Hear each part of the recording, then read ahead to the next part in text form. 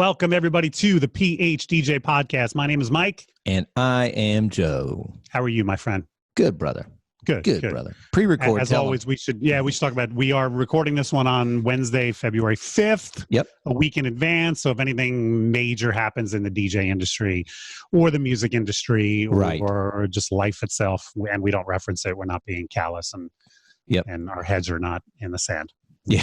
The week before. Okay. Right. Hopefully you enjoyed last week's episode with the remixes. We just got finished recording that and I had fun. Yeah, I did too, man. We're going to do it again. The whole afternoon to edit it together. So, that is not going to be easy. I'm sorry, man. So I have a sales topic that I want to get into today. Sure. It's actually stolen directly from Facebook. Yeah. But before we do that, I want to reference Nick Spinelli just made a video in which he talks about line dancing. And P.S., any of our listeners who aren't connected with Nick Spinelli on YouTube and on Facebook and wherever, you should do that. This man puts out incredible content all the time. You might not agree with everything he says. I don't agree with everything he says, but he puts it out very compelling, very entertaining.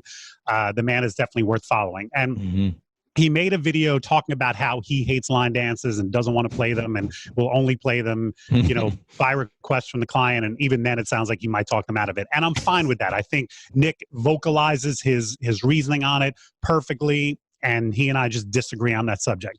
The one comment I want to make is at the end of that video, he says, what has replaced line dancing is beat mixing.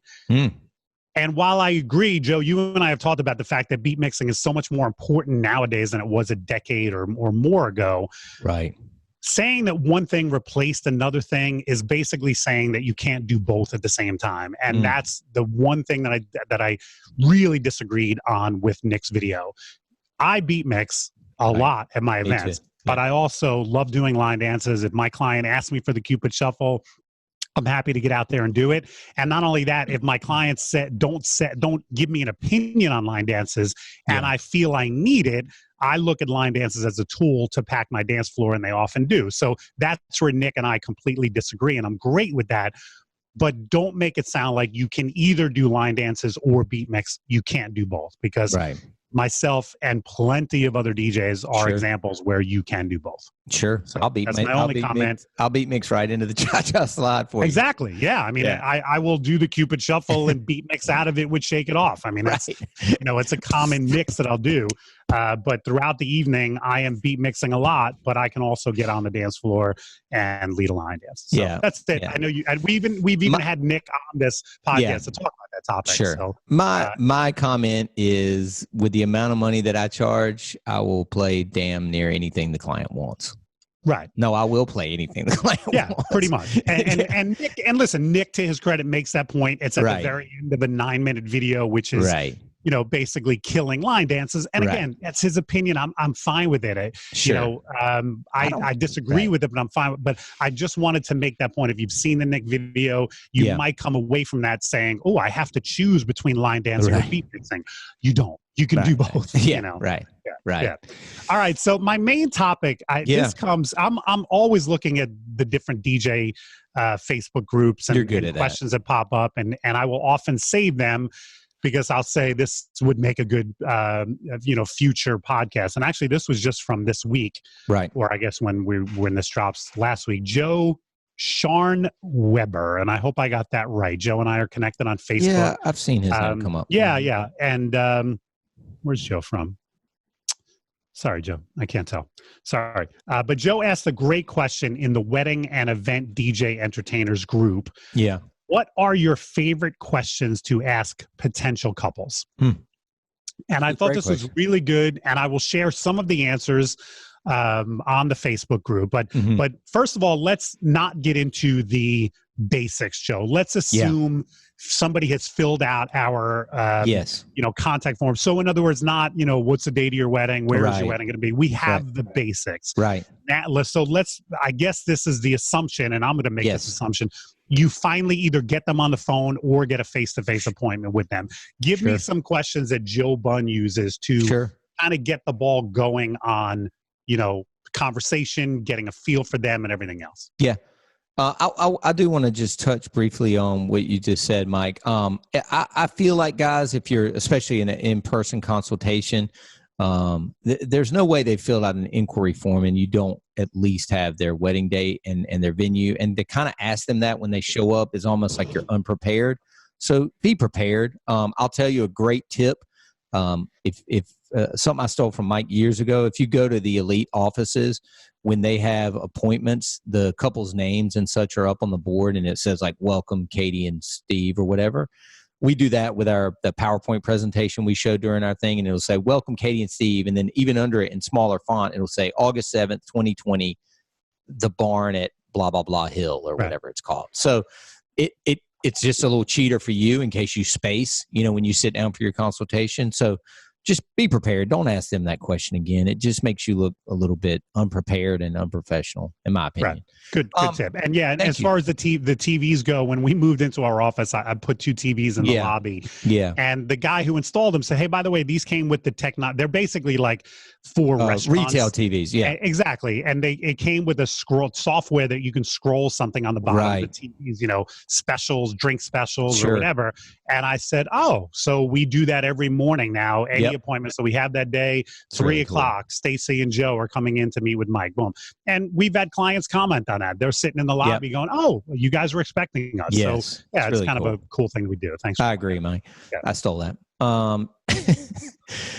So anyway, but I know this sounds trivial, but number one, I still meet with a lot of people in person. Even as the owner of the company, even as somebody, maybe it is because I charge so much. People want to come in and put their eyes on me and go, what's so great about you? Why do you charge this? Right. And so I meet with a lot of people, and I'll tell you, man, the very first question I ask them, and it could be psychology, it could be being a good host, hospitality, I guess, is can I offer you guys a drink? And I know that sounds ridiculous, but I've got it so dialed in now to where we have, coffee, we have sodas, water, and then we have beer, we have alcohol. And sometimes just by what they accept, I can tell like, okay, where this meeting, like what percentage of your people ask for a cocktail, a drink, a beer or wine? I would say probably 30%. In fact, wow. So the trash can is here beside my desk, and I looked into this morning, and somebody got into the baby Coronas last night. Okay. Now could this have been one of my DJs after a long day at his other job? Could have been, but I feel like this was I'm holding this up to the camera for those of you not watching, a little baby Corona. Somebody got into that. I bought a case of Heineken probably a year ago, and there's still, I think, like half of it is left. Wow. And the same thing, I bought a box of white wine, one of the and I think about half of that is left. Right. And we offer all the time. We just have so few clients take us up on it, which is fine. I think the offer, and that is one of the first questions either myself or whoever has greeted them at the door will ask them. So yeah, I think hospitality wise, that's a great way to break the ice. What's another one? Right? What do you have one some of the standards? First things, one of the first things I like to spend some time on is their location. And obviously not asking where it is because we already know that. Right. But asking them some questions about, because you think about it from a couple's point of view, that's the biggest decision you have to make. And the biggest money, biggest expense. Well, financial and also just dictating how your wedding is going to go. Where the location that you choose is a mammoth decision that you make. So, and when they sit down with me, it's often a decision that they just made recently. You know what I mean? They might have set their date a month ago and booked their banquet hall within the last couple of months, whatever. So I will often ask questions like, so how many locations did you look at before you chose the Crystal Point? And and some people will say just one. We walked in there, we fell in love. Some people will go, 15 before we chose, which not only is that a conversation starter, but it tells you a little bit about the shopper that they are. Are they impulse shoppers, or are these people going to look at every single DJ in Monmouth County before they decide? And then I will ask, what was the deciding factor? And that will tell you, and not only is this a conversation starter, but I am looking for clues there. If they say the Crystal Point and they go, well, because we saved a lot of money because they have lighting built in, so we don't have to pay for lighting. Right. That tells you a little bit. All right, so this is a discount driven, a client that's looking to save money, looking to cut corners, looking for whatever. Sure. If they say we chose Clark's Landing because we love the ocean view and everything else, then it doesn't necessarily say that about them. So yeah, and then I also, if there is anything definitive about the location, I like to talk about that. For example, we have a few locations where there's a grand staircase coming into the room for introductions. Right. So how do you feel? Wow. I love playing that room with that grand staircase. How do you feel about walking down that staircase for your introduction? Yeah. So now without saying, hey, I've played at your banquet hall before, without, just gratuitously throwing that in, I've proven to them that I'm familiar with their location. I understand. And I'm asking them a question about it, which will tell you based on their answer. Some couples will say to me, oh, we're not coming down those steps. We don't like to be the center of attention. So we're just going to come in through the main door. Some are like, we can't wait to come down those steps. As a matter of fact, we're hoping you have sparklers to enhance the So those types of questions, before we even get to the entertainment, I've gotten the conversation started about something that's interesting to them, but I've also hopefully uncovered a few clues. Right. If you those are all I love the psychology of all that. And for me, one of those early questions would be, and I do, to cover your point, Mike, there are times though when I am a little bit braggadocious, if you will, about a venue, and again, I would never lie about it. And I would say usually, if we start talking about the venue, I'd say, oh yeah, I've played there. But if it's somewhere that's one of the top 5 places I do play regularly, I'll say, I'll be honest with you, there's nobody in the state of North Carolina that's played that venue more than I have. And I've used the term, it's our home away from home. Yeah. Like we have a few banquet halls that we are literally in every single weekend. Same. And I'll tell them that. I'll say, oh my, we play at the English Manor all the time. It is literally our home away from home. Same. So I don't think there's anything wrong with mentioning that. And clients do love that. I think they want some familiarity with their location. That's an important factor. But my point is, when you can work that in organically rather than just saying, I play there all the time, it's smoother. That's all. Right. Yeah. I do like to sometimes steer the conversation, especially if I look at their I don't ask how old they are, but you can look and see if somebody's in their 20s. And I'll say, you guys look like you probably are in that age range where your friends are starting to get married and you're going to a lot of things. Like, tell me some things that you guys have seen in the past year. And they'll be like, oh shit. We saw this dude in Illinois that was a jackass, So are you asking to tell me things that were horrible, or are you just saying, tell me things? Because it could go either way. Great thing. Right. It could go either way. Oh my God, we saw Dancing on the Clouds and we loved it. Yeah.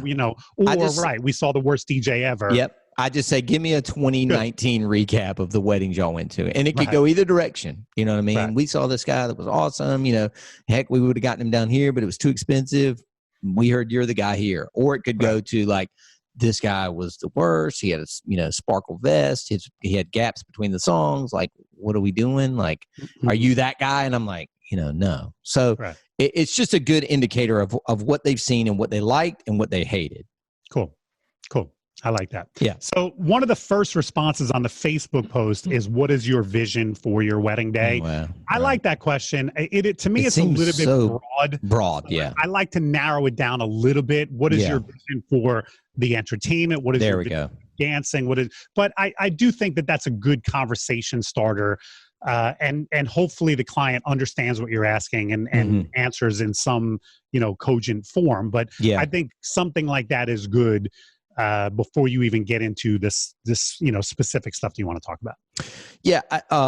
So I kind of gave my early conversation, or my early question was that, right when they come in the door, can I offer you something? The conversation about, what have you guys seen over the past year or so since you've been going to weddings is kind of in the middle. And then at the end, the closer, if you will, is, can I send you guys a contract? I'd love to do your wedding. And if I get, well, we need to think about it, or any sort of pushback, I'll say, let me ask you a question, and I don't get into who do you need to speak to, or, is it your parents paying or is it your parents paying? I don't want to make it awkward. I just say, if they say, yeah, we've got a few other meetings, I'll say, well, who are you meeting with? and they'll go blah blah blah and blah blah blah, and I'll go, I know those guys. They're good guys. You will never ever. There's never been a person that's left here and said I trash talked another DJ. It's just it's not going to happen. It's not. You never should. Yeah. You never should do it. The only thing, and I may have mentioned this before on an episode, that I'll say is if they go, they'll mention, let's say 3 other companies. We got 2 or 3 other meetings, and they'll mention the third guy, and I've never heard of that person, and I've been a DJ in Eastern North Carolina for 35 years. I'll say, that guy concerns me. I don't think there's. I don't even know if I would use the word concern. Right. But just I don't letting know somebody him. know. Wow, I thought I knew all the DJs in New Jersey, and I've never heard of that. I don't know that guy. Right. I think that's enough to plant. Call it a seed. Call it a little bit of fear, but just enough for them to go. Wow, I can't believe. Is this person brandy new? Is this person? And they might have just moved to the area. Whatever. They might have 20 years experience behind them, but they just moved here. But yeah, I think that hopefully is an invitation for them to do a little bit more due diligence. Correct. Yeah. Yeah. Those are mine. So one of the responses on the post was, "What's your budget?" I couldn't disagree with that more. Yeah. I don't think I think people feel like they're being baited in because I would never ask that question, so I don't even know how a client would respond to it. But I know if I was in their position in the buying phase, if I was the buyer. And somebody said, "So what's your budget?" I'd be like, "What do you mean? Tell me what your prices are before I tell you." You know what I mean? Tell that story, Mike, again about that DJ you knew that would look out the window at the Consultation. Oh my God, there's a guy I know who basically, and he bragged about this once. He said he quotes his price based on what car they pull up in.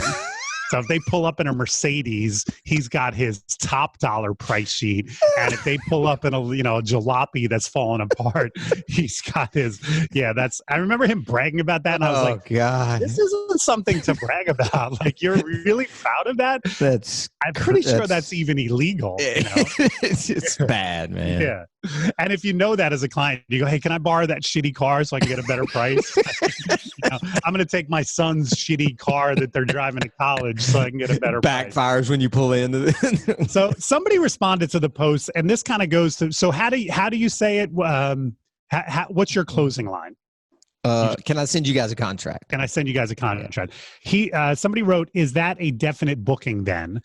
I think if the client has given you all the signs of booking, I don't, going back to ABC, always be closing. Yeah. If the client is like, "Oh, we love this, we love that, we love that," I don't think that's you're not going to get somebody storming out of your office saying, "I can't believe you just, tried to close me." But is that a definite booking then? I think that's a way to get them to commit to, but from the look on your face, it doesn't sound like you like it. I don't know if I like the word booking. Okay. I don't know. I don't know if I like the wording. I don't mind. Not to be too ticky-tack, I don't like the word contract. I would much rather say agreement. Agreement, yeah. When we get to that point of the booking, so would you like to look at an agreement? Can I send you an agreement? Can I send you home with an agreement? To me, agreement is so much of a nicer, softer word than contract. It sounds so legal. Yeah, exactly. Right. So anyway, when we get to the part of the meeting talking about music, there are a couple of questions that I like to ask. Are you and your fiance big dancers?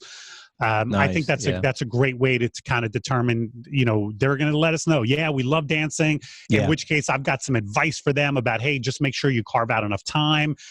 What my wife and I did was we just said hello to everybody during cocktail hour. So we didn't have to go table to table, blah, blah, blah. If people say, no, not really. Okay. There's nothing you can really do about that.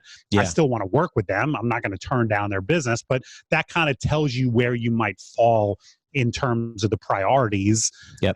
Sometimes we get frustrated. Like we're like, this couple cares more about flowers than they do about me. And hey, I hate to tell you, some couples care more about flowers than they do about the entertainment. And asking a question like, are you and your fiance big dancers, can sometimes let you know. If you hear, we don't really care about dancing, we're not big dancers, and you're just there because we know we need entertainment, then that kind of tells you a little bit about where you're going to fall. Instead of what is your vision for the day, which somebody else asked, like I said, I think that's a little bit too broad. I like, are you planning on doing all the formalities? First dance, parents dances, because some couples don't nowadays. And in which case they might, our one person package might be better for them. than our 2-person if they're not doing any of the traditional MC type stuff. of stuff. Yeah. Mm-hmm. Instead of budget, one of the questions we ask is, are you interested in any of our enhancements? Oh, yeah. We offer way more options than you do, Joe. So that tells us, if a client starts saying, oh my God, yeah, we wanted the TV screens and the dancing on the clouds and spark, how many sparklers can we get and things like that. That tells us, all right, this client is ready for a larger quote than somebody who says, nope, we really just need the entertainment. Sure. So that's a way to kind of to determine their budget without saying, give me a number. What were you looking to spend? Right. And then if people don't answer right away as far as music, there's a few questions that I have that, what is your favorite type of music? How do you listen to music? In other words, do you stream it? Do you listen to the radio? Do you download music? What was the last concert you went to? Those types of questions can at least flesh out, what type of music, if anything. Some couples are just like, yeah, we're not that big into music. We don't go to concerts, but some of them will take you in that direction. What's funny is a lot of times, Mike, I'll show that online planner on DJ Event Planner and kind of show them the top 200 list that's on there. And that top 200 list, and I'll kind of run through, and I'll say, this is the top 200 list of all time. This isn't the top 200 list that's currently on the radio. And just like, I can tell from how they react to those first 10 songs on there. You know what I mean? Like where their hit is. Like if because they're laughing. Those top 10 songs are pretty cliche wedding songs, as you would imagine. Yeah, Don't Stop Believing. Right. If they go, oh, we didn't want to hear that, then you kind of know. And if they go, oh, these are perfect for our wedding, that's a great point. And when you say top 200, this is from DJ Event Planner, obviously, the list that Troy, that are great sponsors puts out every year, right? Didn't a new one just come out? I think so. I think Randy sent me that link recently. Yeah. Very cool. Very cool. So, and then if I'm not getting a close at the meeting or in the conversation, right. My question, just to kind of determine where we're at, is so what is your timeline for booking your entertainment? Oh, I like that. Mm-hmm. Yeah. So, I mean, that'll give you a sense. They might say, well, you're the first company we looked at and we have 8 others to look at, or we really need to lock this down by the weekend. So, I mean, and if somebody says that, if somebody has expressed interest and says, we want to make this decision by Monday, then I will often say, well, listen, you've looked at Phil Walsh. You seem to like Phil. I will put him on hold for you until Monday. Right. And so that creates a little bit of an urgency. It's a service you can provide. Now, I mean, it could cost you because you might get a phone call for that same DJ in the next 5 days or whatever. But odds are, especially when you have multiple DJs like Joe and I have, that you'll be able to work around that for a week. So it not only is a service, but it also gives you a reason to follow up. Right. Monday morning, you can call them and say, hey, you said you were going to have a decision by today. Right. I'm going to have to release Phil. Just let me know. Did you want to see an agreement? I like that a lot. Yeah. And the way you worded it is not like a hard sell or like let me go talk to my pit boss kind of thing, like at a car dealership. Yeah. I like that. So I just find that question, what is your timeline for booking this service, is a great way to just kind of get a sense of where they are. This is a 2-part episode as well. I think we could definitely talk more about we probably could. There are definitely more on here. And you're right. We're at about a half hour. So this was good, Joe. Yeah, it was really good, guys. I hope everybody enjoyed yourselves and keep on listening. Tell your friends to listen. And anything else, Mike? No, that's it. As always, if you have questions that you find are really helpful in the sales process and you want to share them with Joe and I and all of our listeners, please do so on whatever platform you've listened to this on. Absolutely. Yeah, good. All right, everybody. Thank you, guys. Have a great week. Peace. Ciao.